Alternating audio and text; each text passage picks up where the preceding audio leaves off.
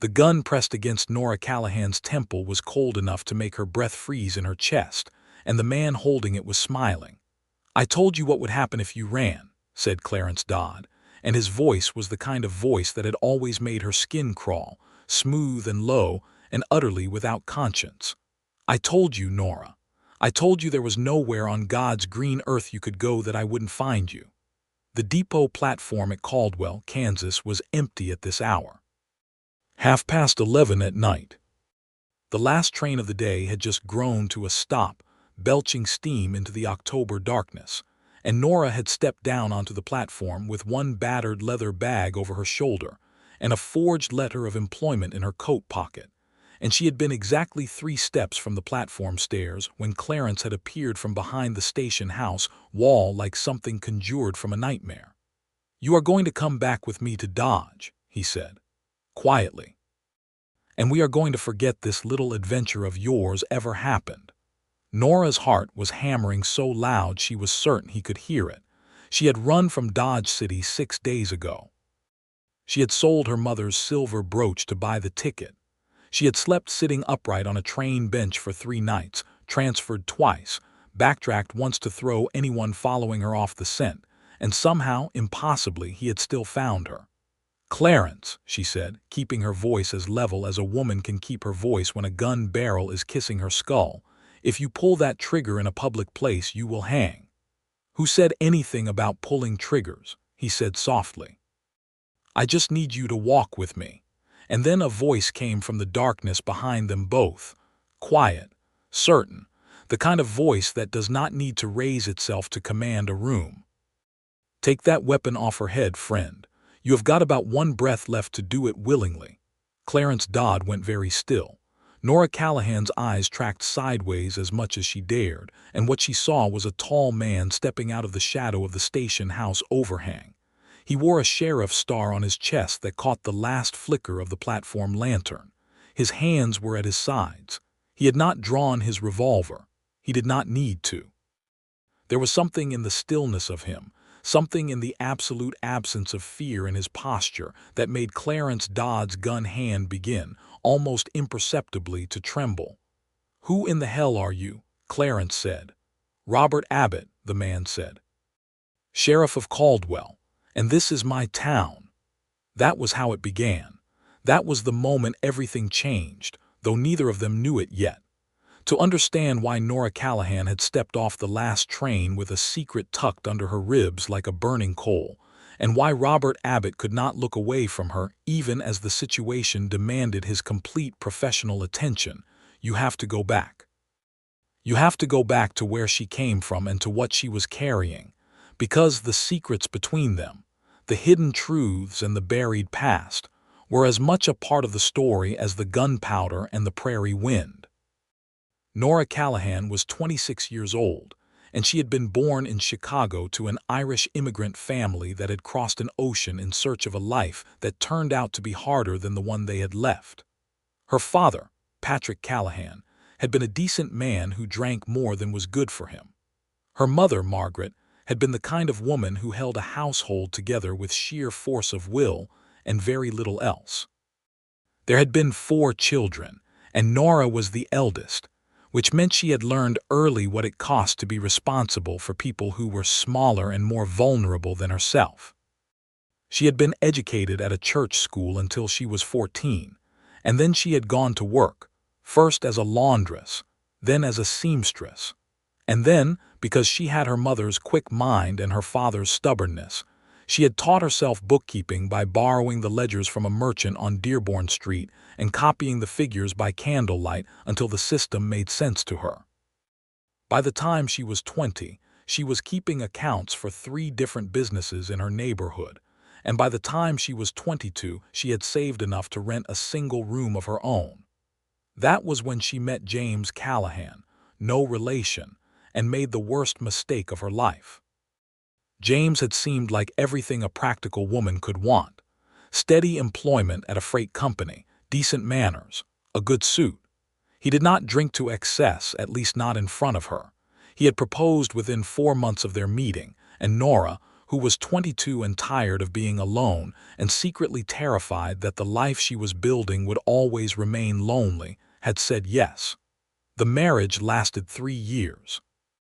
It did not end in divorce, because James Callahan died of typhoid in the summer of 1883, and Nora had grieved him genuinely, though the grief had been complicated by the discovery, made while settling his estate, that James had been keeping a second set of accounts, that the freight company he worked for had been involved in moving stolen goods across state lines, that his name appeared in a federal investigator's report as a person of interest, and that the man who had employed James, a Dodge City businessman named Clarence Dodd, who had recently expanded his operations into Chicago, had been James's actual employer in every sense that mattered.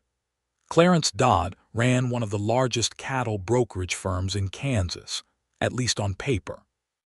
In reality, the cattle brokerage was a very well-maintained front for an operation that involved land fraud, protection rackets, and the systematic intimidation of smaller ranchers across 3 counties. He was connected. He was dangerous. He was also, as Nora discovered in the months after James's death, very interested in her specifically, because she had the ledgers, not the official ones, the hidden ones.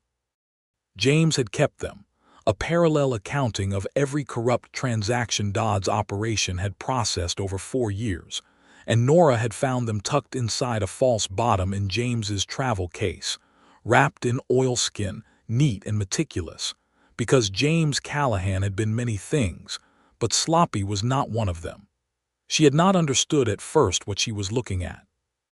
It had taken her 3 weeks of careful study to realize that what she held in her hands was, essentially, a complete record of Clarence Dodd's criminal enterprise. Names, dates, amounts, the names of officials who had been bribed, the names of ranchers who had been ruined, a map in numerical language of exactly how Dodd had built his empire. Nora had been very careful after that. She had told no one. She had made a copy of the ledgers in her own hand, because she was a bookkeeper and copying figures was as natural to her as breathing, and she had sent the original copy to a federal judge in St. Louis, whose name she found in a newspaper article about land fraud prosecutions, with a letter explaining what she had found and who it implicated. And then she had begun making preparations to leave Chicago, because Clarence Dodd had already sent a man to visit her, not to threaten her, not explicitly. The man had come with condolences and a very generous offer to purchase certain personal effects of James's that Dodd claimed were legally his, and Nora had smiled and offered tea, and said she would need to go through James's belongings more thoroughly before she could be certain what was there. And the man had smiled back and said, "Of course, take all the time you need, Mrs.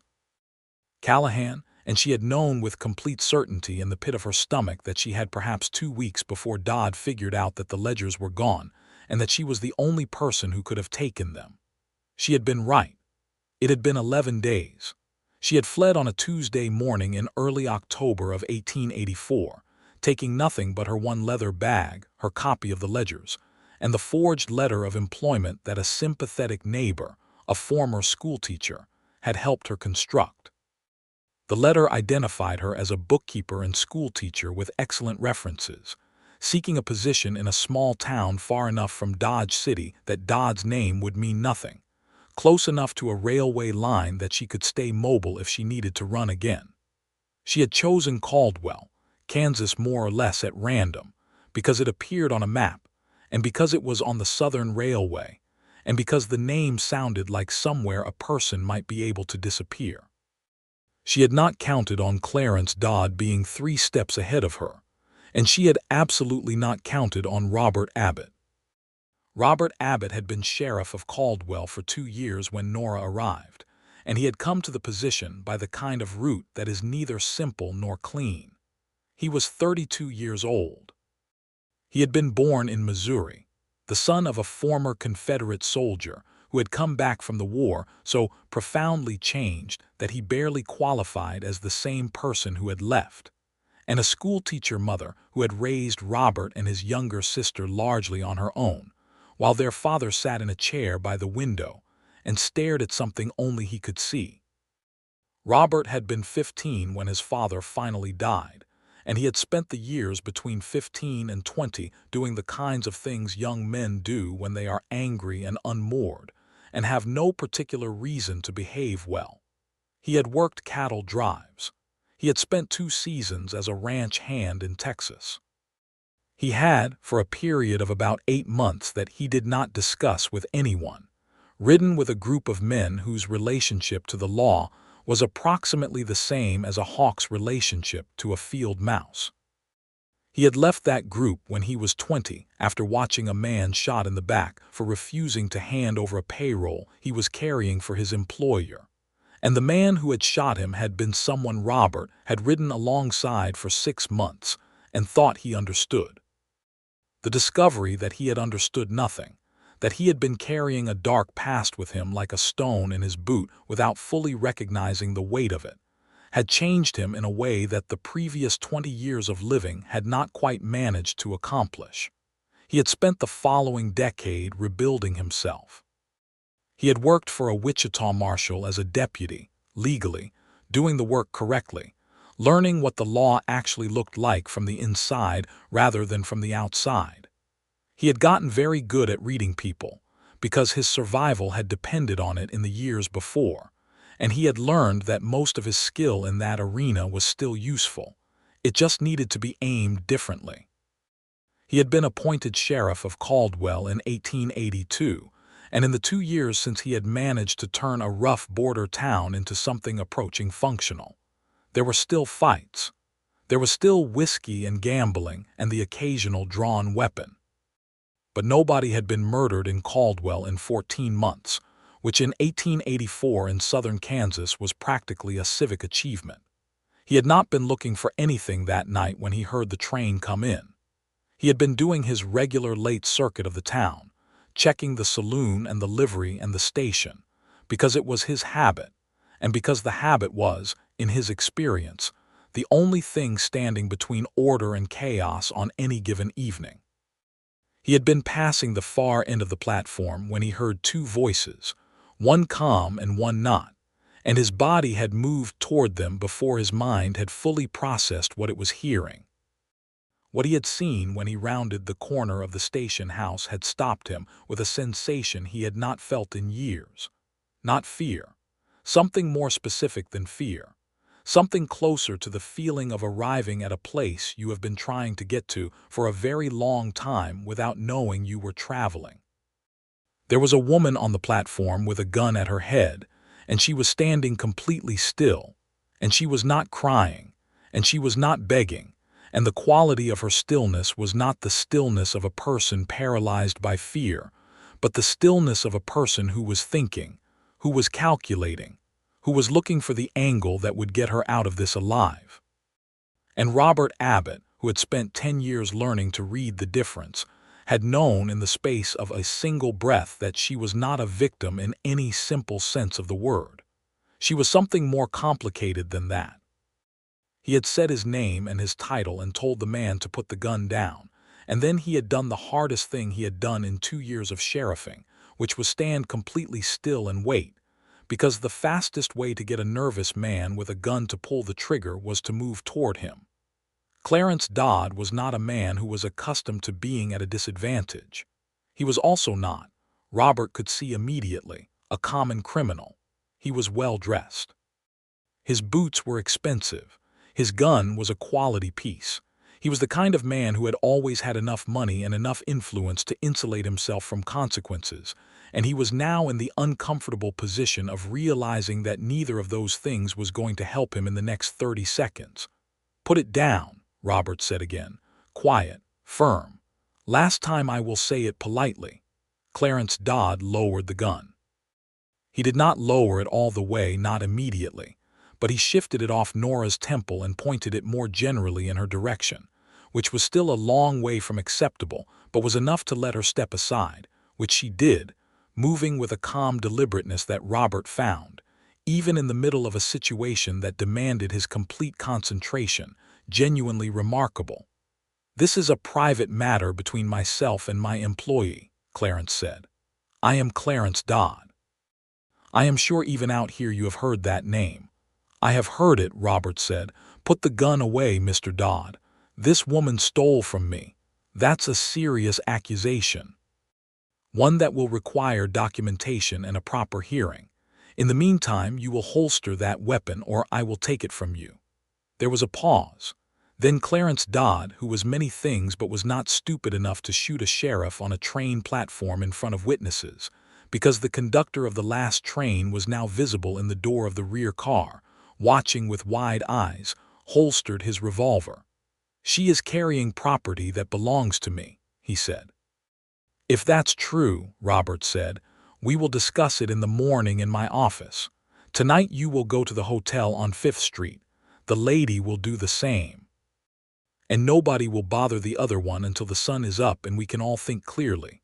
Clarence looked at Nora. His smile had come back, which was somehow worse than when it had been gone. "Of course, Sheriff," he said. "I am a reasonable man." He walked off the platform with the easy stride of someone who is absolutely certain he is going to get what he wants eventually, and the night swallowed him, and Robert Abbott looked at Nora Callahan for the first time without a gun between them. She was looking back at him. Her dark hair had come partly loose from its pins. Her coat was dusty from travel.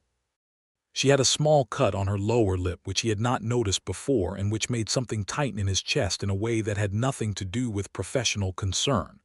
"Are you hurt?" he said. "No," she said. Then after a pause, not seriously, "That cut on your lip.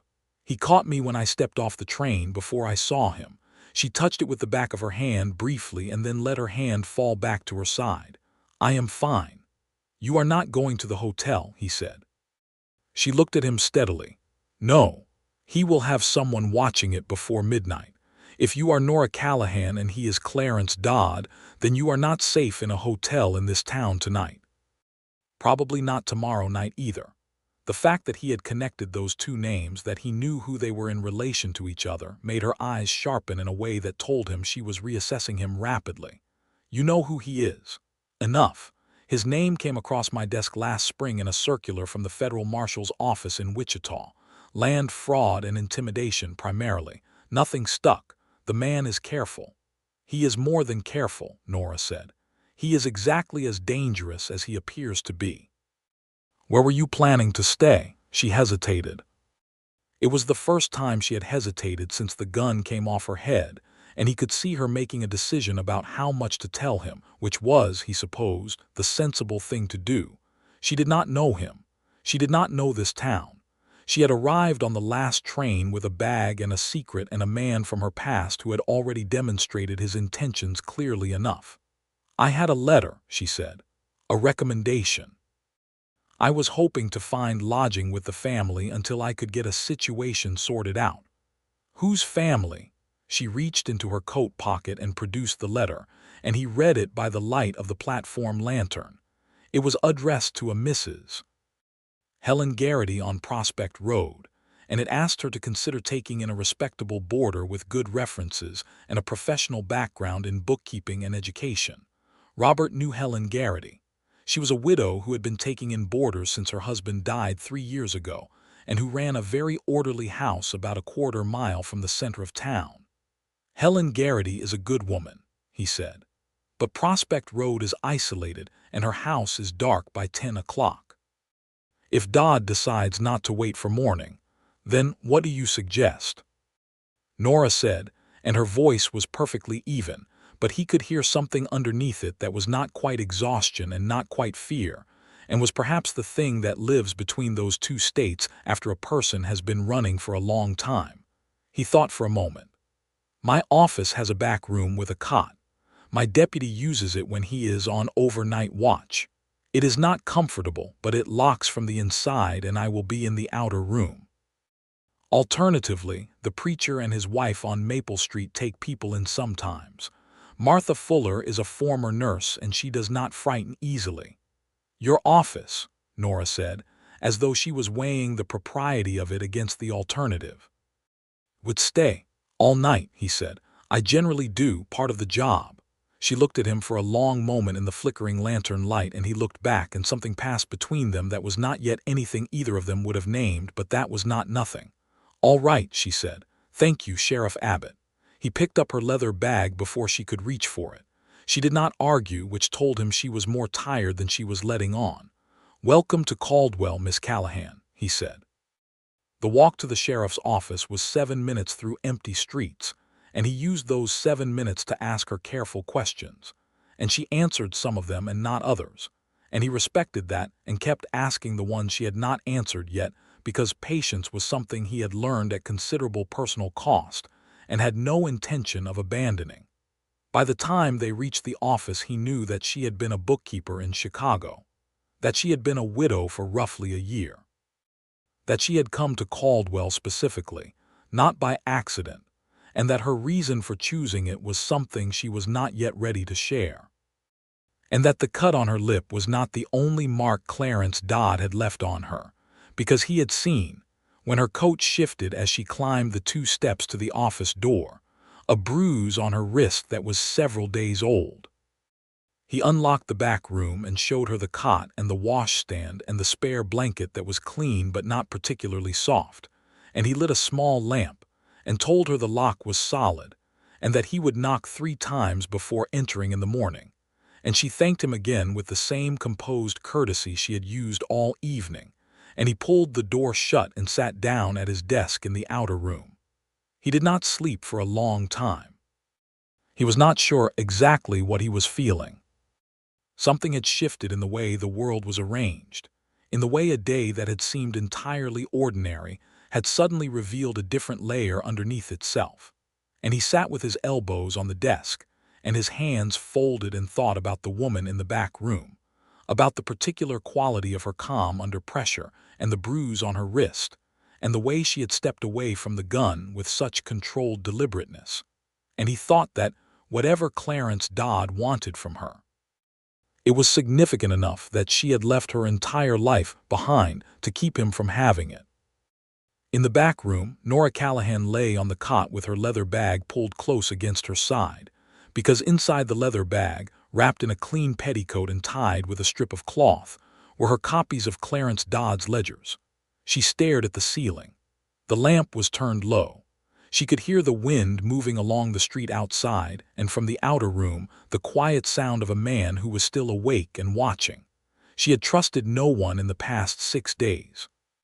She had trusted no one, really, since James died, and she had found the ledgers and understood what they meant, and understood that the man who wanted them back was precisely the kind of man who did not leave loose ends.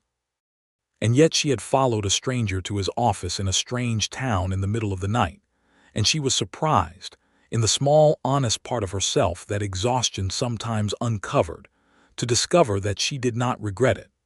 She had looked at Robert Abbott on the platform, and she had seen something in him that she had learned to look for and almost never found in men, which was a complete absence of any desire to be impressive.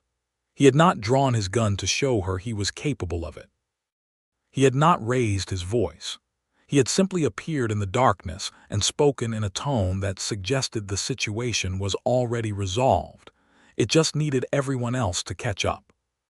And he had looked at her not with the particular assessingness of a man sizing up a woman's appearance, but with the particular assessingness of a man trying to understand a situation, and she had found, to her own irritation, that the distinction mattered to her more than she had expected.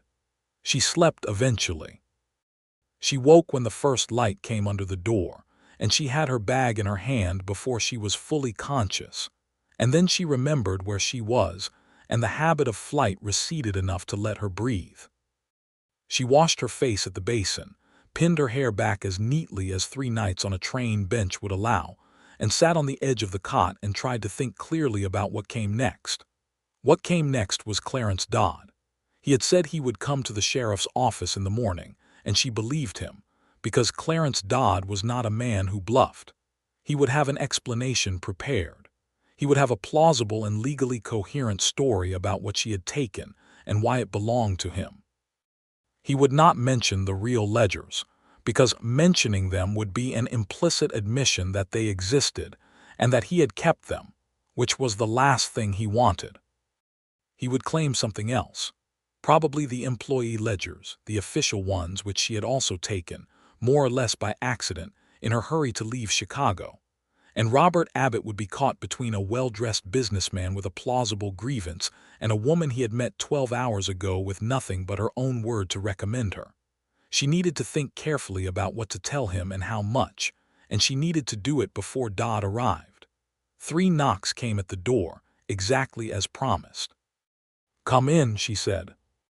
Robert Abbott came in carrying a tin cup of coffee and a plate with 2 biscuits on it, and she could tell by the state of him that he had slept at his desk at most and had possibly not slept at all, and she felt something in the vicinity of her breastbone do something inconvenient and unwelcome. "Dodd arrived 15 minutes ago," he said, setting the coffee and the plate on the washstand. "He is in the outer room. He has a lawyer with him." "Of course he does," Nora said. "He always travels with one. What does he want, Miss Callahan? The real answer, not the version you have been working out whether to tell me." She looked at him. He was leaning against the doorframe with his arms crossed, and he was watching her with that same quality of complete patient attention that had struck her on the platform. And she made a decision, in the way she had made most of her significant decisions in the past year, by trusting the evidence in front of her rather than her instincts, because her instincts had led her to James Callahan. "He wants ledgers," she said. "Not the official ones. There is another set. A hidden accounting of everything his organization has done for the past 4 years. Names, dates, transactions, bribes, everything." She paused. "My late husband kept them. He worked for Dodd. I found them after James died and sent a copy to a federal judge in St. Louis." Robert Abbott was very still. "You sent them to a federal judge?" "Judge Harlan Morrow. I read about him in a newspaper. He has been prosecuting land fraud cases. And the original is in this bag." She patted the leather bag, "along with my copy." He was quiet for a moment. "How long ago did you send the letter to Morrow?" 14 days. I sent it before I left Chicago." "Dodd knows you sent it." "He knows I found the ledgers. I do not know what he knows about where they went." Robert nodded slowly, and she could see him reorganizing the situation in his mind the way she had seen him reorganize the platform situation, quickly and without apparent agitation. "The federal judge matters. If Morrow received your letter and has been moving on it, then Dodd is operating on borrowed time and he knows it.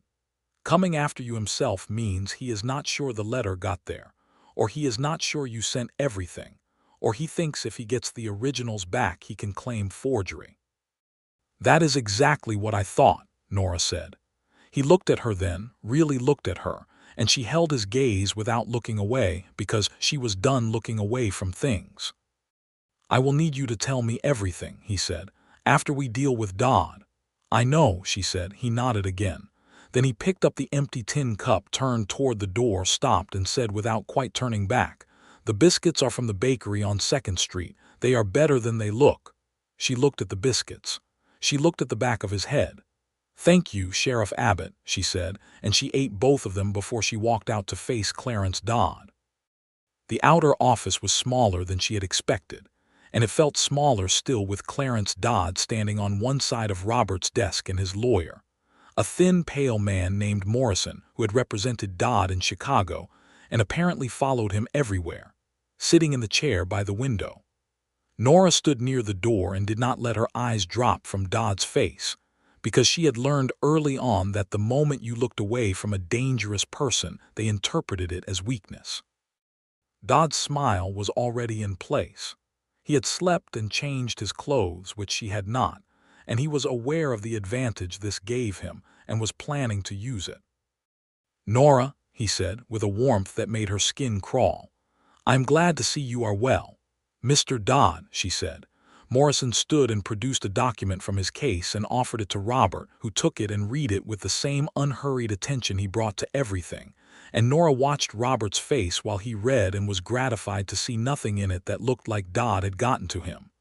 "This claims she took business documents belonging to your company," Robert said. "She did," Morrison said. "Ledgers belonging to Dodd Cattle Brokerage, Incorporated, which were in the custody of her late husband as an employee of the company and which became the legal property of the company upon his death. Mrs. Callahan removed them without authorization from the company's Chicago office. "From his house," Nora said. "From my husband's house, which was also my house." "The documents were company property, not personal property," Morrison said. "Do you have documentation of that?" Robert asked. Morrison produced another piece of paper. Robert read it, set it down, looked at Nora. "Do you have the documents in question?" "I have some ledgers," she said carefully. "I'm happy to have them reviewed by an independent accountant to determine their nature." "That is entirely reasonable," Robert said. He looked at Dodd. "You will leave this matter with me, Mr. Dodd. I will get a proper review arranged. In the meantime, the documents stay in my custody." Dodd's smile did not waver. "Of course, I have every confidence in the legal process." "Morrison will stay to handle the details," Dodd continued. "I have business in Wichita I have been putting off. I expect to return within the week." He was lying, Nora knew. He was not going to Wichita. He was going to stay within reach, watching, because he could not afford to let this situation remain unresolved.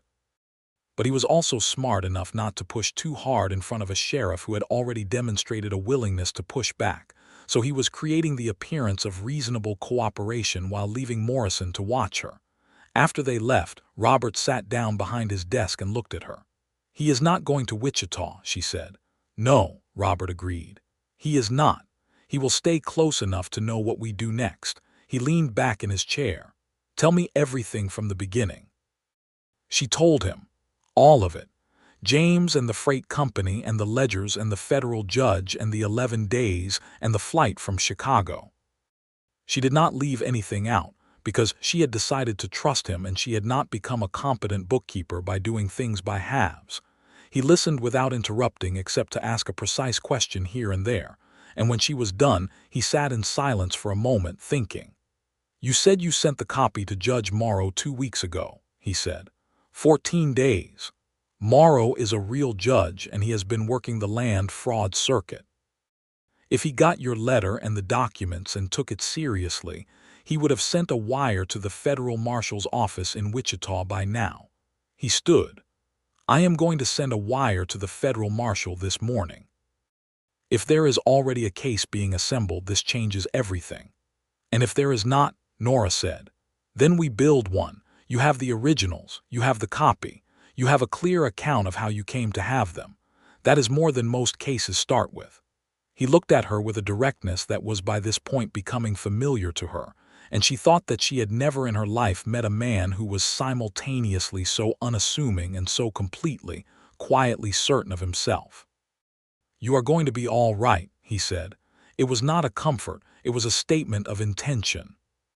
She spent that day at Helen Garrity's house, which Robert arranged, and which turned out to be a place of surprising warmth and calm. Helen Garrity was a solid, round-faced woman of about 50 who had clearly been briefed by Robert in extremely general terms. Because she asked no questions and provided a clean room and a hot meal, and the company of 2 other boarders, a schoolteacher named Dorothy and an elderly railway surveyor named George, both of whom were too focused on their own lives to ask Nora too many questions about hers. Nora spent the afternoon going through her copy of the ledgers, organizing the evidence by date and cross-referencing it against the list of known Dodd operations she had compiled in her head during the flight from Chicago, and by evening she had a careful document that laid out, in plain language, exactly what the ledgers showed and why it was significant. She had been a bookkeeper. This was what she did. She made sense of numbers, and she made the sense clear to people who did not naturally speak that language. Robert came by at supper time with news that was, on balance, better than it might have been. "I got a response from Wichita," he said. They were sitting on Helen Garrity's front porch, because the inside of the house seemed too small for the thing they needed to discuss, or perhaps it just seemed that way to Robert, who was used to open space. "Judge Morrow received your package. He has been working with the federal marshal's office for 10 days. They have already interviewed 2 of the ranchers named in the ledgers and have statements. They are moving, Nora. Slowly, because federal investigations move slowly, but they are moving. She let out a breath that seemed to have been waiting in her lungs for 2 weeks.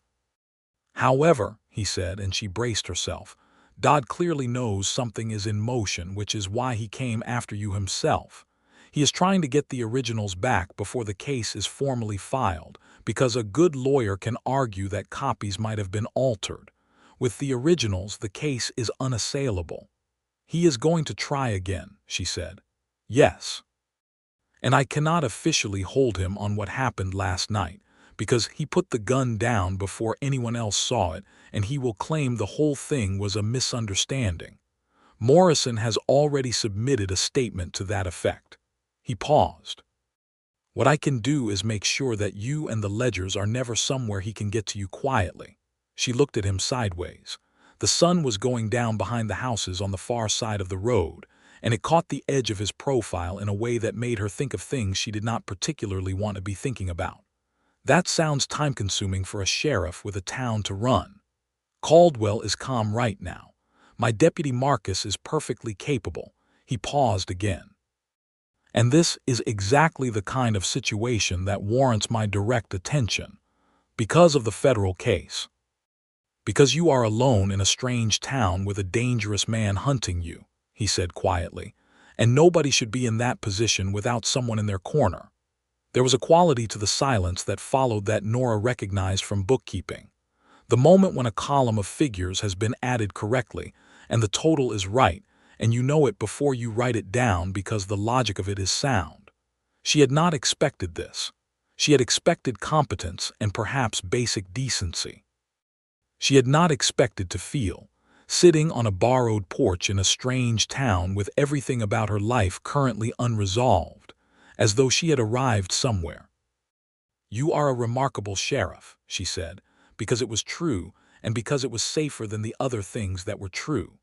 He turned and looked at her, and for a moment his expression was not the composed official one she had been reading all day, but something more unguarded, something that she suspected he showed very rarely and possibly had not shown for a long time. You are a remarkable woman, Miss Callahan, he said. And then the composure returned, and he stood and said he would have Marcus make an extra pass by Helen's house overnight, and he went back to his office. Nora stayed on the porch until the dark came all the way in, and thought about things she had not allowed herself to think about in a year. The next 4 days were a particular kind of tense, the kind that is generated not by immediate action, but by waiting for something that is inevitable. Dodd did not appear to have left for Wichita. Robert's deputy Marcus reported seeing him twice, once at the hotel restaurant, and once in conversation with a local cattle trader whose name Robert noted with interest, because that particular trader had been under minor suspicion for a different but related matter 2 years ago. Nora spent those days in a way that told Robert something important about her character. She did not hide. She did not spend her time in her room being frightened. She walked around the town. She visited the general store and the post office.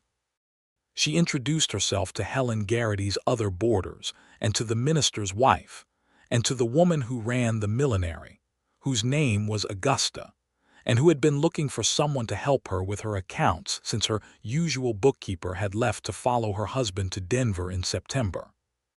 On the 3rd morning, Nora arrived at Robert's office with a neatly written proposal for Augusta's accounts and asked him what he thought of the business from a civic perspective.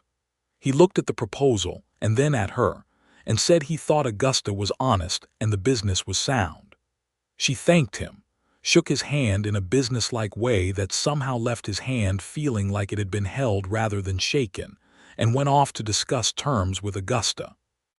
She is setting down roots, Marcus said from behind his newspaper. She is being practical, Robert said. Those are not always different things, Marcus said.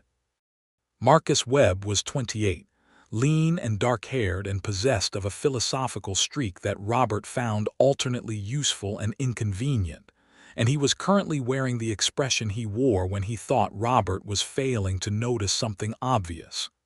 Do your rounds, Marcus, Robert said. On the 4th day, The wire came from Wichita. Robert read it twice, then a third time to be sure he had it right, and then he walked to Augusta's millinery shop, where Nora was sitting at a small desk in the back corner, working through Augusta's accounts with the focused concentration of someone who genuinely loves the work. And he asked Augusta very politely for 5 minutes of Nora's time. Augusta, who had clearly also taken a rapid reading of the situation between her new bookkeeper and the sheriff, said of course and went very purposefully to the front of the shop. "A federal marshal is coming from Wichita," Robert said quietly. "Name of Bridges. He will be here in 3 days.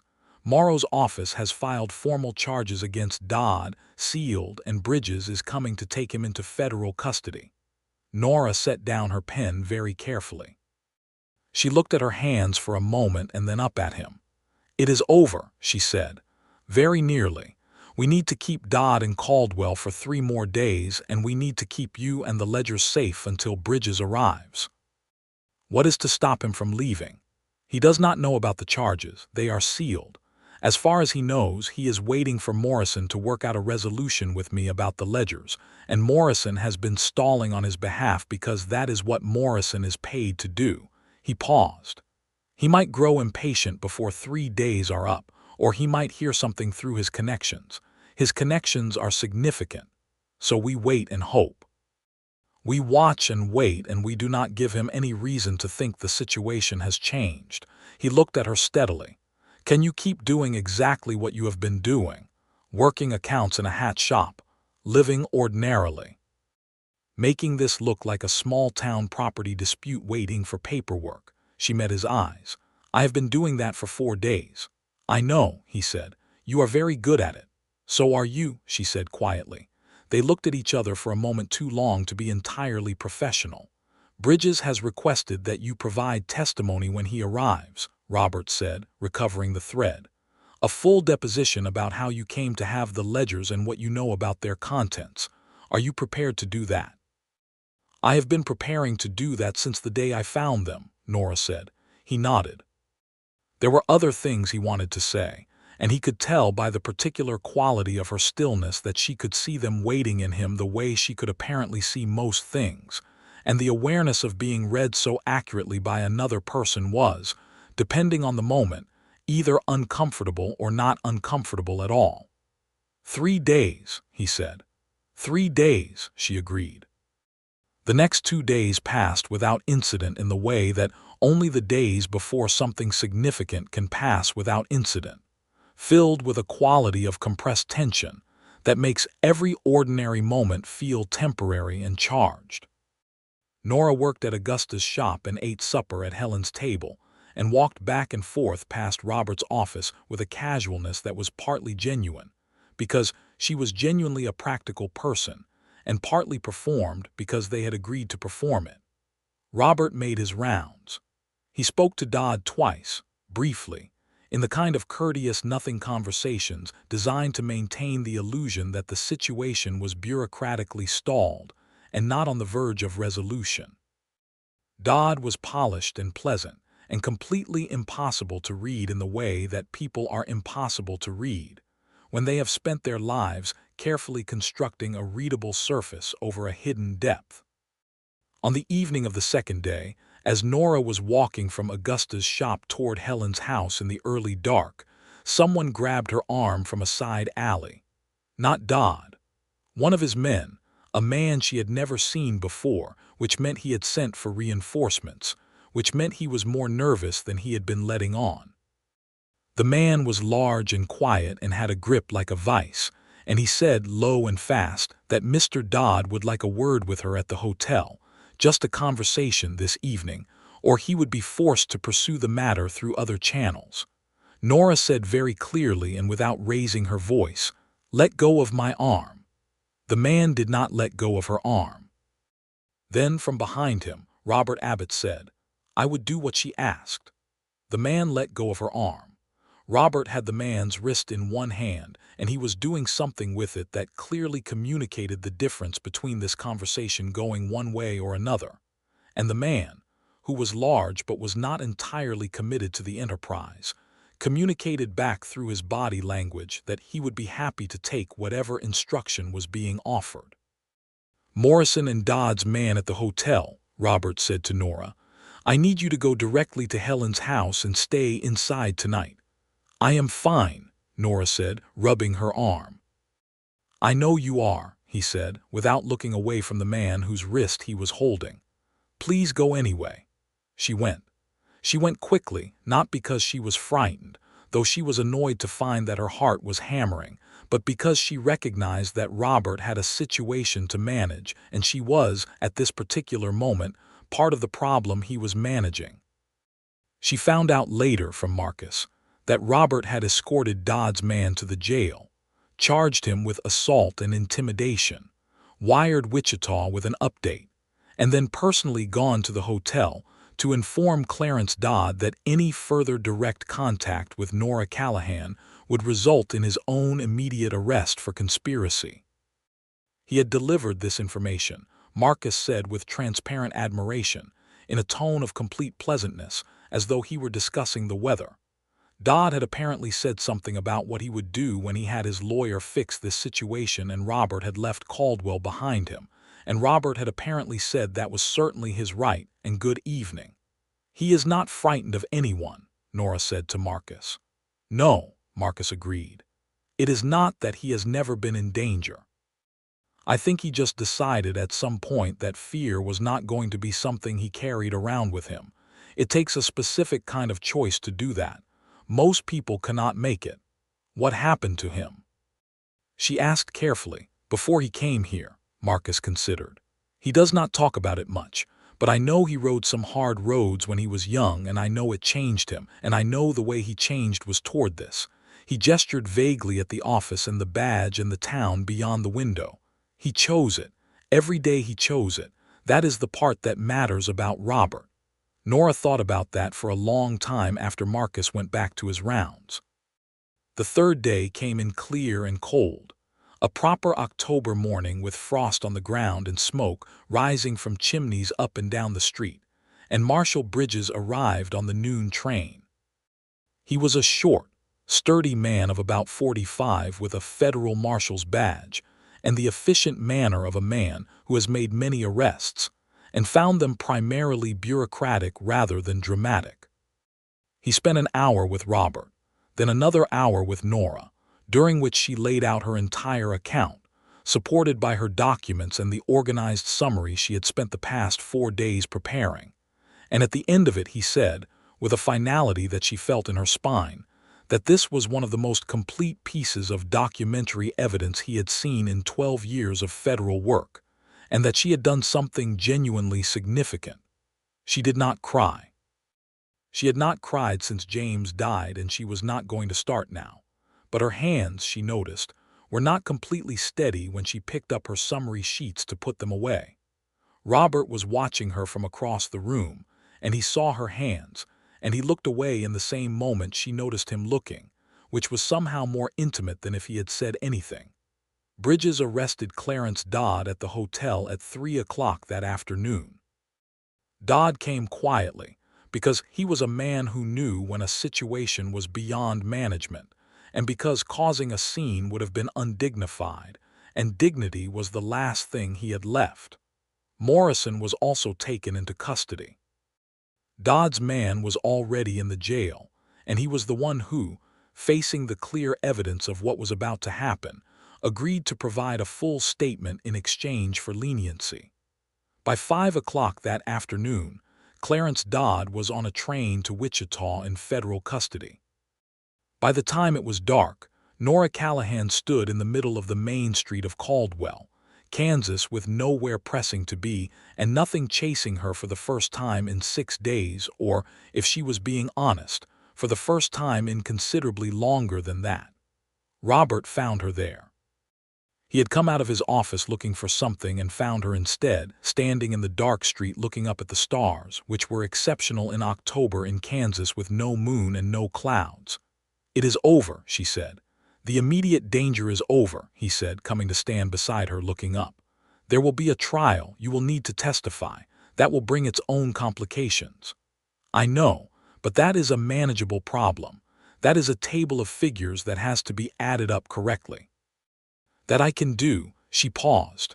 The other kind of problem, the kind where a man with a gun could appear from anywhere, that is the kind I was not built for. You managed it remarkably well. I managed it because someone helped me, she said. She glanced at him sideways. You, he looked at her. The starlight was enough to see by if you were paying attention, and he was always paying attention. You would have found a way out of that situation without me, he said. You were already calculating it when I walked up. Calculating and succeeding are not the same thing, she said. You made them the same thing. He did not say anything to that. He looked up at the stars again, and she looked at his profile, and she thought about trust, about what it cost and what it was worth and what it felt like to give it to the right person. I would like to stay, she said, in Caldwell. If the town can use a bookkeeper. Augusta seems to think so, he said. And Helen Garrity says you are the best boarder she has had in 3 years. I would like to stay, she said again, and this time she meant more than the town, and they both knew she meant more than the town, and neither of them said it out loud because they had only known each other for 6 days, and some things take time to say properly. I would like that as well, Robert said, and his voice was quiet and certain, and exactly as it had been on the platform. And she thought that this was the thing about him that she had responded to from the first moment, that he meant what he said absolutely, without decoration or performance, and that it was the rarest thing she had encountered in a life that had given her significant cause to assess what was rare and what was not. They walked back toward Helen's house, and their arms were close enough together that she could feel the warmth of him through her coat, and neither of them moved away. The weeks that followed were the strangest kind of peaceful. Strange because Nora had not been in a peaceful situation in long enough that the sensation required some adjustment, the way a person whose eyes have adapted to darkness needs a moment when the lamp is lit. And peaceful because Caldwell was, under Robert Abbott's steady management, genuinely a place where ordinary life could proceed ordinarily, and ordinary life turned out to be something Nora had been missing without fully realizing it. She worked at Augusta's shop 4 days a week and spent the other 3 organizing her own affairs and, at Marshall Bridges' request, corresponding with the federal prosecutor's office in Wichita about the coming trial, which was scheduled for February of 1885. She wrote letters that were precise and comprehensive, and that several people in Wichita apparently read with something approaching astonishment, because a letter came back from the prosecutor's office in early November saying that her summary document had been circulated among the legal team and described as the clearest piece of lay accounting analysis anyone on the team had seen, and asking whether she would consider consulting formally. She brought this letter to Robert's office in the spirit of sharing news with someone she trusted, which was becoming, she had noticed, a regular habit. She found herself looking for occasions to see him, which was not like her, or rather which was not like the version of her that had existed for the past 3 years. She was not sure it was unlike the version of her that had existed before James, before grief had made practicality both a refuge and a cage. He read the letter and looked up at her with a slow smile that she had learned to watch for because it was different from his ordinary professional expression. It arrived differently from the inside out, and when it appeared it had the effect on her nervous system of a warm fire in a cold room. "You should do it," he said. "The consulting. It would mean being more visibly connected to the prosecution. You already are. You are the primary witness. This would mean they value your analysis, which they should." He handed the letter back. "You built the case, Nora. You did it alone over a year in a situation where most people would have been too frightened to do anything. Let them acknowledge it." She folded the letter and put it in her coat pocket and looked at him, and he looked back. And it was November now, and they had been having these looks back and forth across rooms and desks and porch railings for 3 weeks, and she thought it was probably time one of them did something about it. "Would you like to have supper with me?" she said. "Not at Helen's, at the restaurant on 5th Street. Something shifted in his expression, not surprise exactly, more like something that had been holding itself carefully in place finally stopped working quite so hard. "Yes," he said, "I would." They had supper at the restaurant on Fifth Street that Friday evening, and it was the most effortlessly comfortable evening Nora had spent with another person in years, possibly ever, because Robert Abbott talked to her the way very few men had ever talked to her, as though her opinions were interesting to him, as though her past was something to be understood rather than managed, as though her competence was attractive rather than threatening. He told her more about himself than she had previously known, not all of it, but enough, and she told him more about herself, and what she discovered was that the parts of her history that she had thought were the most difficult to explain were the parts he seemed to understand most readily, because they were not unlike parts of his own history, and the recognition of that, of being truly seen by another person without having to work for it, was something she had to sit with for a moment to make sense of. He walked her back to Helen's house at 10 o'clock, and at the gate he stopped, and so did she, and he said, very quietly and with the directness that was simply his nature, "I am not moving slowly because I am uncertain." "I know," she said. "I am moving slowly because you have had 6 days of the worst kind of uncertainty, and I do not want to add to it." She looked at him in the cool November dark. "You are not adding to it," she said. "You are the only part of the past 3 weeks that has not felt uncertain." He reached out then and took her hand, carefully, the way he did everything, and held it for a moment, and she let herself hold it back, and they stood there in the dark at Helen Garrity's gate for long enough that Helen, who was a sensible woman, turned off the porch light to give them some privacy. November gave way to December, and December was cold and clear and surprisingly busy in Caldwell, because the cattle trade did not entirely stop in winter, and the town had a natural commercial rhythm that continued through the cold. Nora settled into her life there with a thoroughness that would have surprised the version of her who had boarded the train in Chicago, because settling was not something she had believed she was capable of anymore. But Caldwell was a real place with real people in it, and she had Augusta, who was sharp-tongued and generous in equal measure, and she had Helen, who fed people and listened to them with the same steady warmth, and she had Dorothy, the schoolteacher, who lent her books, and Marcus, who was funny when he was not being philosophical, and she had Robert. She and Robert saw each other nearly every day. They had supper together twice a week. He took her riding on Sunday mornings when the weather allowed, because she had mentioned in passing that she had ridden as a girl in a Chicago park and missed it, and he had simply appeared the following Sunday with 2 horses from the livery, his own bay gelding and a calm roan mare for her. And they had ridden out along the Kaskaskia River in the early light, and she had discovered that she was still a good rider, and that Robert Abbott on horseback was the kind of sight that made the already significant Kansas sky seem even larger than it was.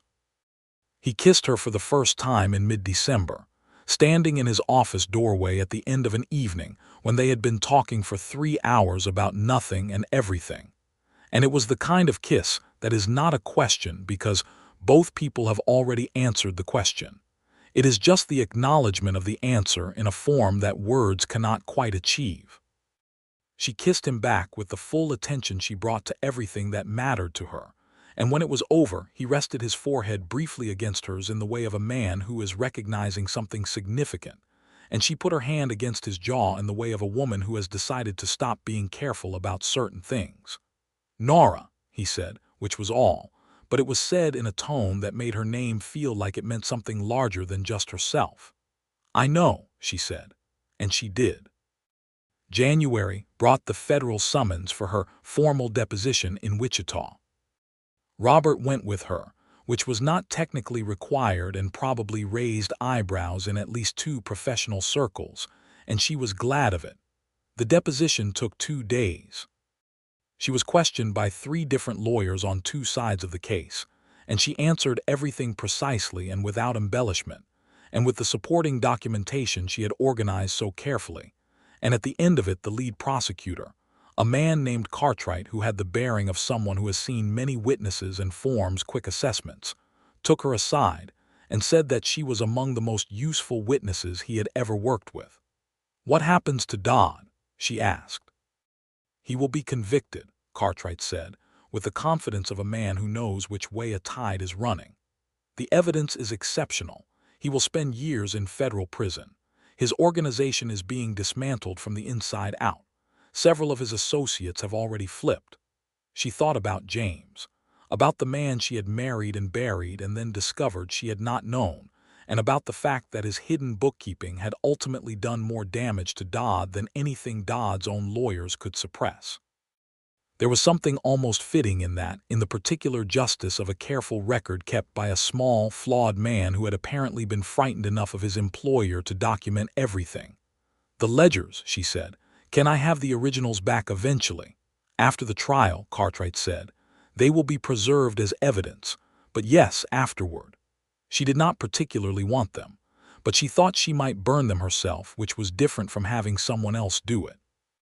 Robert was waiting for her in the hall outside the deposition room, leaning against the wall with his arms crossed and his hat in his hands, and when she came out and nodded to indicate it, was done, he straightened and looked at her with the careful attention of a man checking whether someone he cares about is genuinely all right or just performing all right, and she found, for the second time in his presence, that her hands were not quite steady.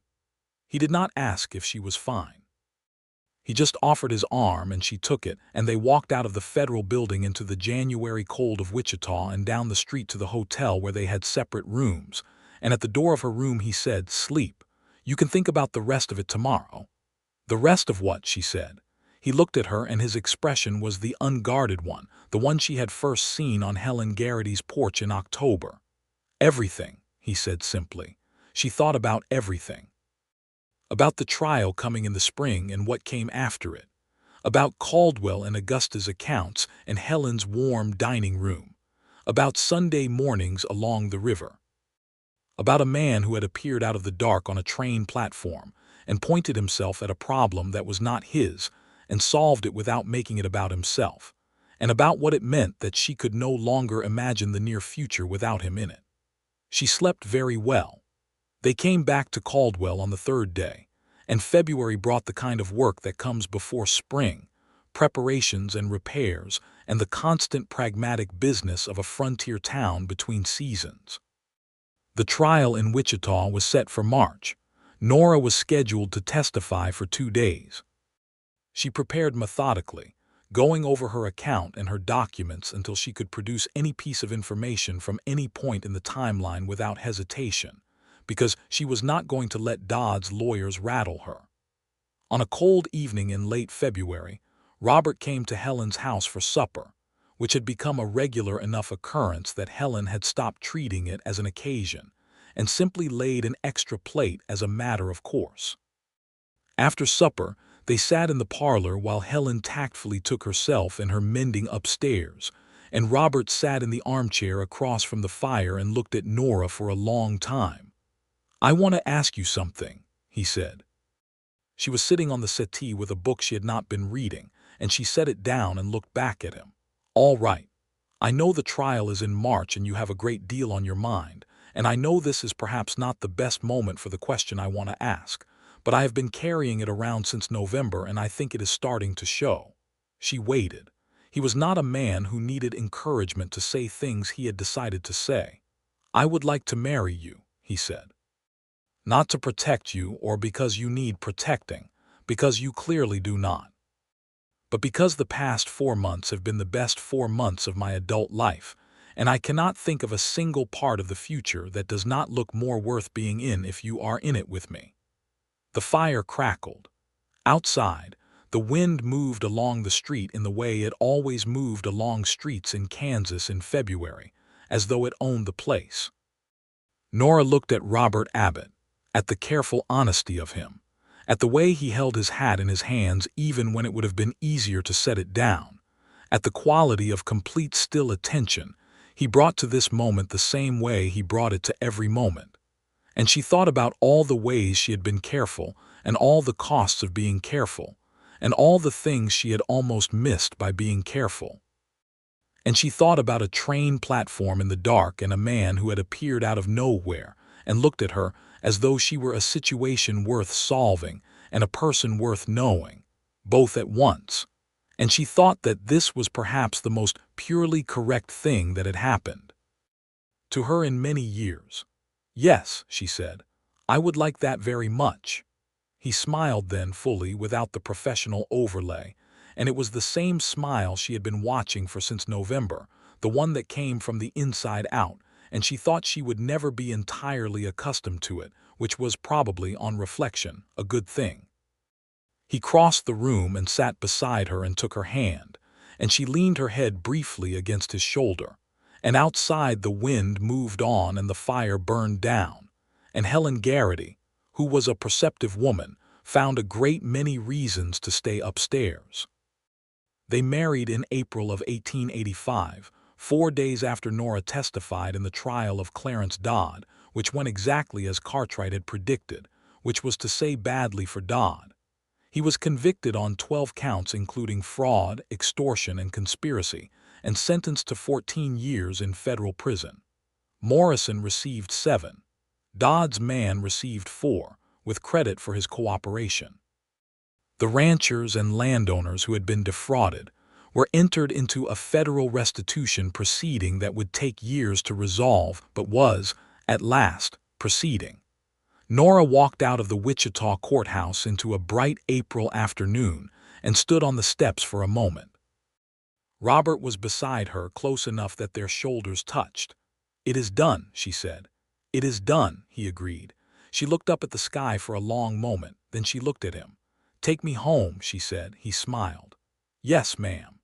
They were married at the church on Maple Street by Reverend Fuller, whose wife Martha had become one of Nora's trusted acquaintances over the winter. The wedding was small by design because neither of them was inclined toward spectacle. Helen Garrity came, and Augusta, and Marcus and Dorothy and George the surveyor, and a handful of townspeople who had come to know Nora over the preceding months, and the minister read the words and they said the words back. And when Robert put the ring on her finger, his hand was steady and his eyes were on her face, and she thought that this was exactly the right size for a wedding. They moved into a house on the east side of town that had been available since September, a solid frame house with a parlor and a kitchen and 2 bedrooms, and a small study that Nora immediately assessed for its potential as an office, because she intended to continue working. And Robert, who had never had any intention of suggesting otherwise, helped her move her desk in on the second day, and found her a lamp with a better light for evening work. Life settled around them like something that had been waiting to be arranged. She kept Augusta's accounts and took on 2 more businesses by summer. He kept the town, which remained, under his continued attention, a place where ordinary life could be lived ordinarily.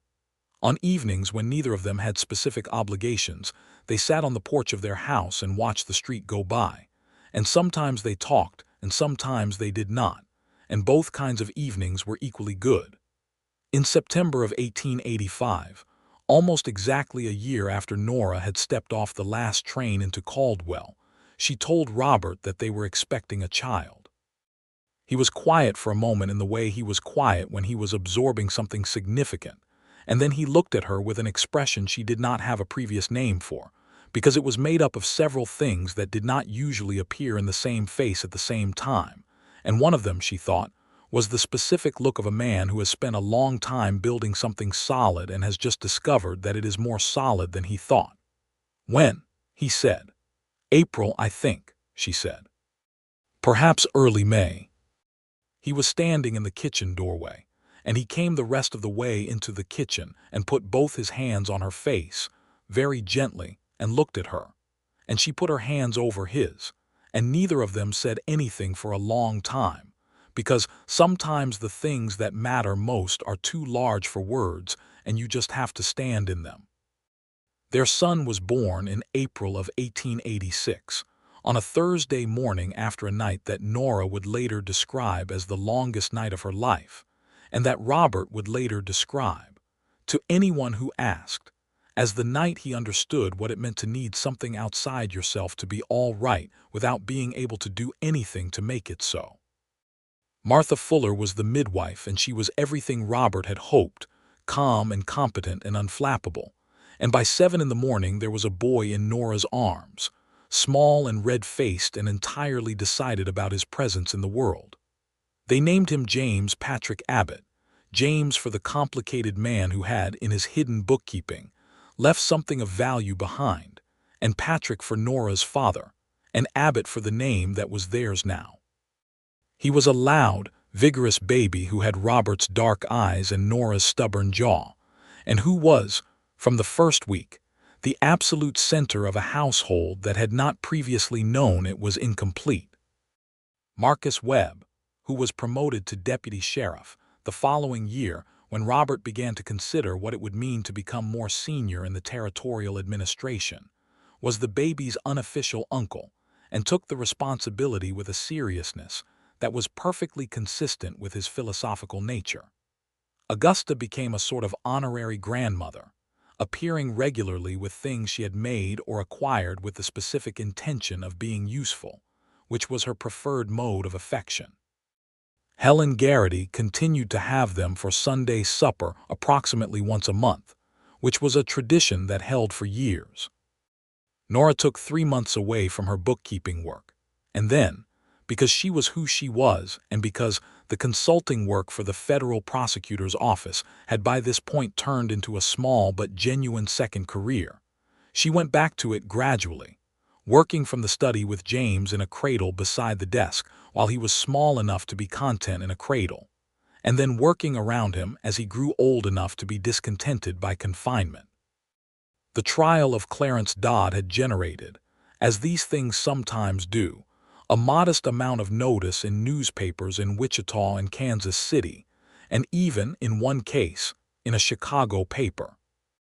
Nora Callahan Abbott was mentioned several times as a key witness, whose testimony and documentary analysis had been central to the prosecution's case.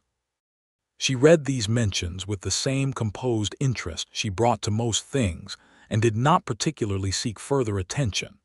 But the prosecutor Cartwright sent a letter in the summer of 1886 saying that her work had been cited by the Federal Attorney General's office as a model for evidence preparation in financial fraud cases, and she put that letter in the study drawer where she kept things that mattered. Robert read the letter one evening and looked at her across the supper table with an expression she recognized. "I told you," he said. "You told me to let them acknowledge it," she said. "You did not tell me the Attorney General was going to be involved." "I am not surprised," he said. "You are never surprised by anything good that I do," she said, which was meant as a mild observation and came out slightly more openly than she had intended. He looked at her steadily. "No," he said, "I am not." She looked back at him. James was asleep in the back room, producing the small, satisfied sounds of a baby who is not yet old enough to know that anything is complicated. The lamp was low. The street outside was quiet. "I was so afraid," she said. It was not a thing she had said before, not in those words. "When I was running, not of Dodd specifically, though I was afraid of him too, afraid of having gone through all of it and got nowhere, afraid that the ledgers would turn out not to be enough and James's death would have been for nothing and I would have spent a year of my life on something that did not matter." "It mattered," he said. "I know that now," she said, "because it is over and the evidence is clear." She paused. "I did not know it then. I just had to keep moving as though it mattered and trust that the logic would hold." "You are very good at that," he said, "moving as though the logic will hold." "So are you," she said. He was quiet for a moment. "Then I think I was afraid too, before I came to Caldwell, not of anything specific, afraid that the person I had been choosing to be for 10 years was not going to be enough to overcome the person I had been before that." He looked at the table and then back up at her. "You made it look possible. That is not something I had a word for until I met you." She reached across the table and put her hand over his, and he turned his hand over and held hers, And they sat like that in the quiet kitchen with the lamp burning low and the street outside empty and their son making small, peaceful sounds in the back room. And it was enough. It was more than enough. It was the particular abundance of a life that has come through difficulty and arrived somewhere solid, and it felt, as solid things often do, as though it had been there all along waiting to be built. Their second child was a daughter, born in the winter of 1888, and they named her Margaret after Nora's mother. James, who was by then nearly 2 and old enough to have opinions about most things, was initially uncertain about the situation, and then, over the course of about a week, decided he approved, and from that point forward was the most enthusiastic older brother in Caldwell County, which required some management because his enthusiasm tended toward the physical. The territorial administration of Kansas was moving toward statehood in these years, slowly, and with the characteristic complexity of a political process involving multiple competing interests, and Robert was involved in the conversations around what local law enforcement would look like in a state rather than a territory. He was offered a position in the state marshal's office when Kansas became a state in 1861. No, when Kansas became a state in 1861. No, that was earlier. Kansas had become a state in 1861, but the reorganization of law enforcement in the southern part of the state was an ongoing matter, and in 1887 Robert was asked to take a supervisory role overseeing multiple county sheriffs in the region, which was a promotion in substance if not in the exact title, and which he accepted after discussing it with Nora for 2 evenings, because by this point discussing significant decisions with each other was simply how they made decisions. "Does it mean you will be away more?" she asked. "Some. 2-3 days at a time, maybe once a month," she considered. "Can Marcus handle Caldwell that well on his own?" "Yes," Robert said with complete confidence. "He has been essentially running the day-to-day for over a year. He is ready." "Then yes," she said, "take the position." Marcus did become the sheriff of Caldwell formally in the summer of 1888, which was a development that the town received well, because Marcus had by this point been so thoroughly woven into the fabric of the place that the title was essentially a formality. He sent Robert a wire that said simply, "About time. Don't worry about Caldwell. Worry about your own territory." Robert read it and laughed in the way he laughed when something surprised him into it, which was one of Nora's preferred of his expressions. The years settled into themselves as good years do, marked more by accumulation than by event. Nora's consulting work expanded. She was hired twice by county banks in the region to review suspicious account irregularities, and both times the reviews turned up exactly what she had expected to turn up, because financial fraud had certain consistent patterns and she had become, through the necessity of James's ledgers and Dodd's trial, something of an expert in recognizing them. She wrote a short formal paper on methodology for evidence preparation in financial fraud cases that was distributed within the federal prosecutors' network, and that she did not publish publicly because she was a practical person and not an ambitious one, but that circulated quietly and usefully within the relevant offices for several years. James grew from a loud, vigorous baby into a loud, vigorous boy with an overwhelming interest in horses and a secondary interest in figures, the latter of which Nora encouraged with the specific pleasure of a person who loves something and finds it being loved by someone they love. By the time he was 7, he could do basic accounts and was deeply proud of this. Robert taught him to ride properly, which James accepted as his absolute right, and which he exercised with the enthusiasm of someone who has never done anything by halves. Margaret was quieter than her brother and more observational, which Robert said was familiar in a way he could not entirely explain, and Nora said was also familiar in a way she absolutely could explain, and they agreed that she was going to be formidable. She had Robert's dark eyes and Nora's stubbornness, and a particular quality of patient waiting that she had apparently developed on her own, because neither of her parents was entirely sure which of them she had gotten it from. There was a third child, a boy they named Robert Daniel Abbott, the Daniel for Robert's mother's family, and who arrived in 1890 with the same vigorous intention as James and the same quiet observation as Margaret, somehow producing both simultaneously in a combination that kept his parents entertained and occasionally exasperated for the better part of the following decade. Robert Daniel was 5 when Nora first took all 3 children on the train to Wichita for a professional consultation, managing the journey with a competence that was by this point so established as to be invisible to her, the way any skill becomes invisible when it has been practiced long enough. James was 11 and Margaret was 9 and Robert Daniel was 5, and they were, collectively, a handful, and Nora managed them with the same organized attention she brought to the accounts, which meant they arrived in Wichita well-fed and appropriately behaved, and only one of them had gotten mud on something irreplaceable. Robert met them at the Caldwell station on the return and watched them come down from the train, Nora in her traveling coat with her leather bag, which was a newer and better bag than the original but whose purpose was the same, and the 3 children in descending order of size, and he thought, not for the first time and not for the last, that the life he was looking at had been built from something that had looked, on an October night 11 years ago, like pure catastrophe, and that the building of it had been the most worthwhile thing he had ever done or been part of. Nora saw him on the platform, and something in her face that had been professionally composed for the past 3 days relaxed into the expression she reserved for home, which was not quite a smile and not quite relief, and was both of those things and something more specific.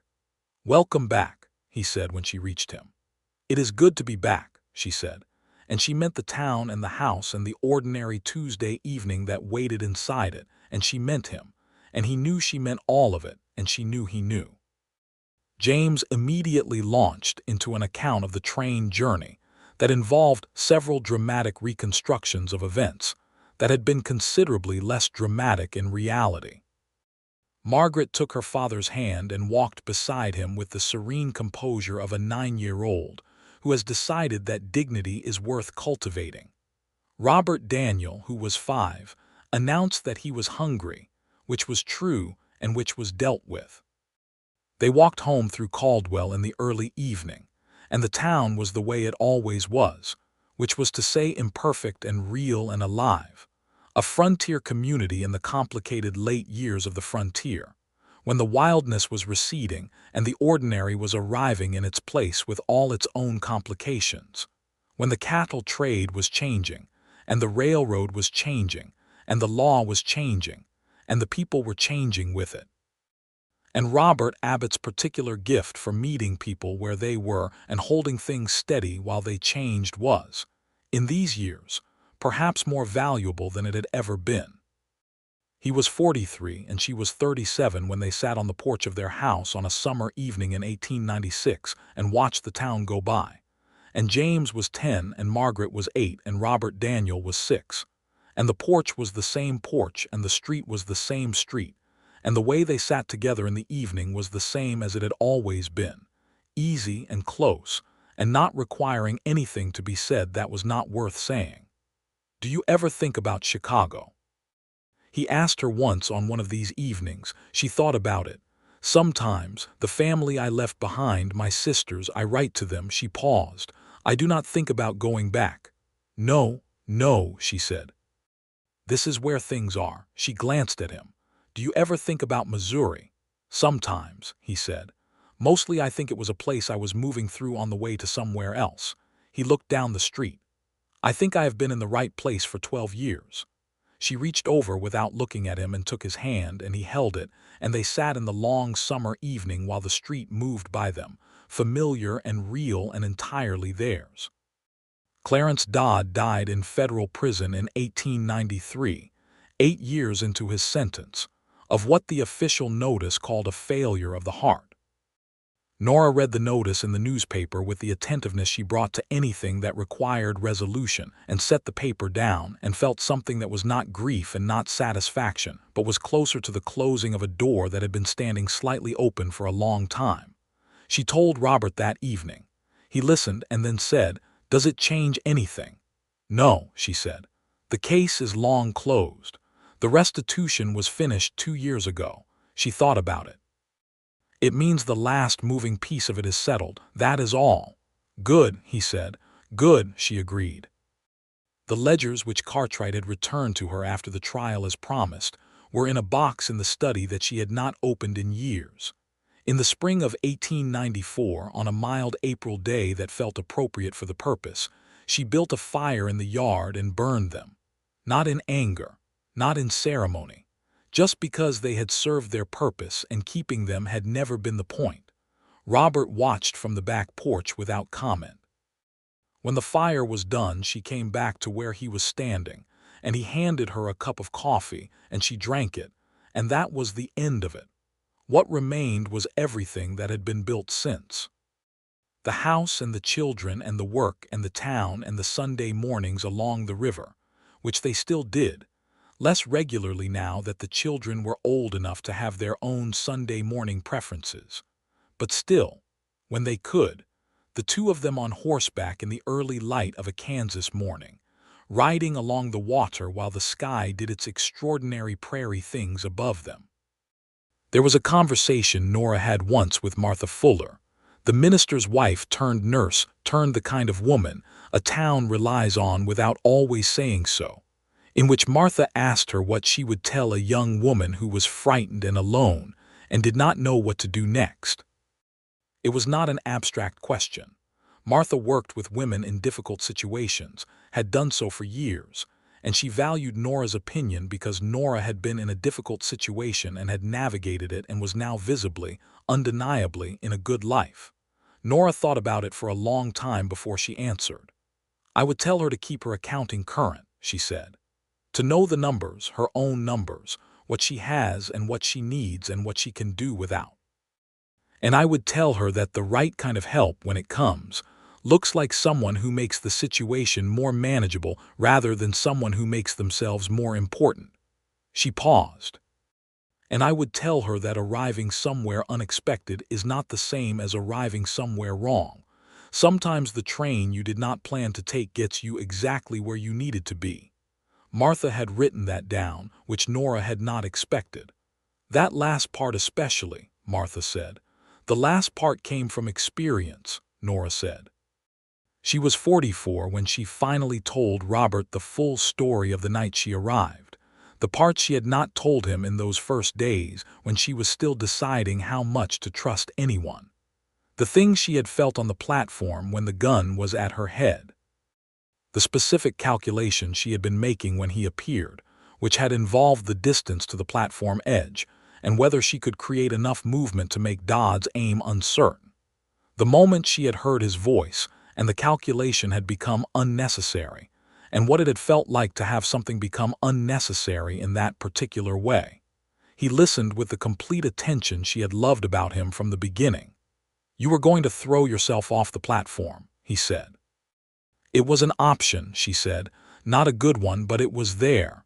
He was quiet for a moment. "What did you think when you heard me?" "I thought," she said carefully, "that the voice sounded like it knew what it was doing, and I thought that was unusual enough to be worth something. That is all." She looked at him. They were in the kitchen, which is where they had most of their real conversations, because the kitchen was where they spent the most time simply being in the same room. "No," she said, "that is not all, but the rest of it took longer to know how to say." "Tell me now," he said. He was leaning against the counter with his arms crossed, watching her with the expression that was not the professional one. "I thought," she said, "that it was possible to trust that voice. And I had not thought that about a voice in a very long time." She held his gaze. "I was right." He looked at her for a long moment, and then he said very quietly, "I saw you on that platform and I could not look away." "I know," she said. "I felt it. You did not look at me at first." "I was watching Dodd," she said, "but I felt it." He smiled, the inside-out one.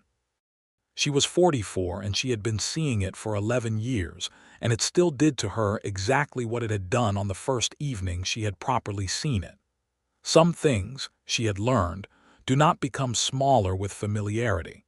Some things become more themselves. She walked the 3 steps across the kitchen and put her arms around him, and he held her the way he always held her, entirely and without reservation, and she rested her head against his chest and listened to the reliable certainty of his heartbeat. James was at school.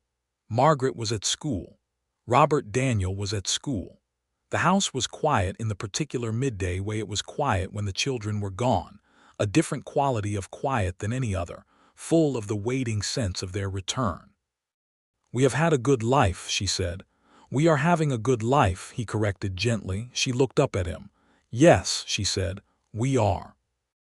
Outside, Caldwell went on the way it always went on, with its commerce and its weather and its particular frontier energy that was changing year by year as the century moved toward its end, and the world changed around it.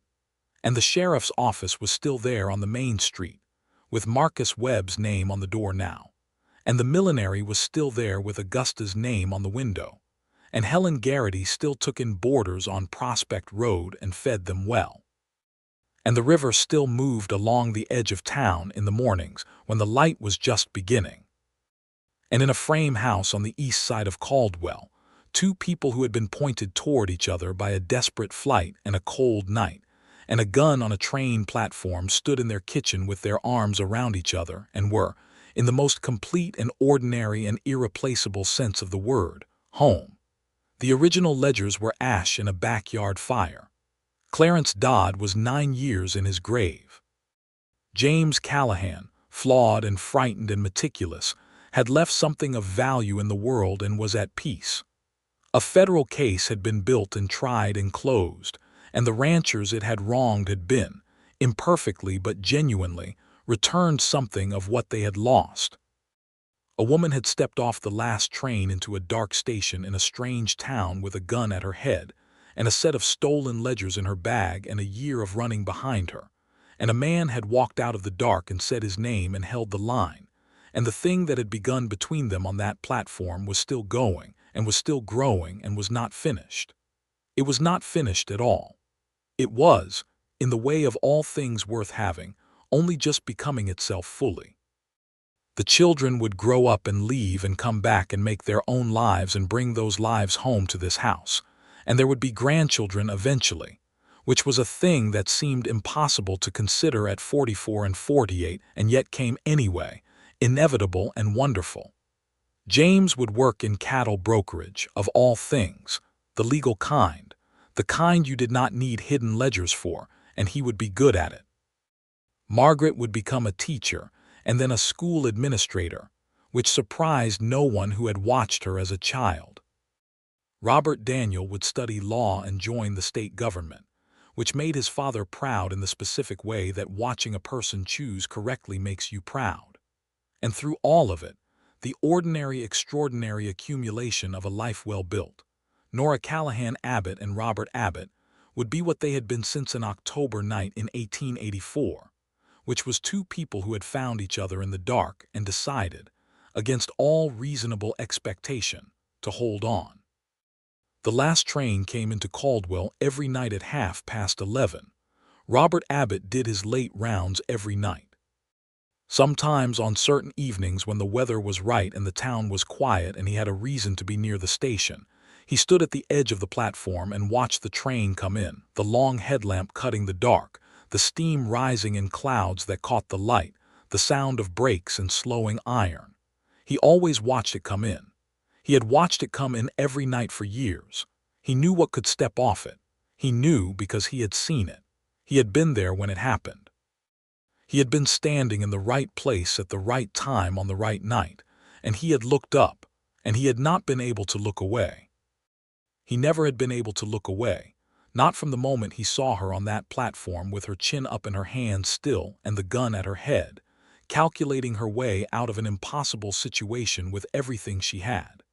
He had looked at her and understood something he had not had a word for and still did not, exactly, except that the word was her name, and it had been her name since the first moment, and it would be her name for the rest of his life.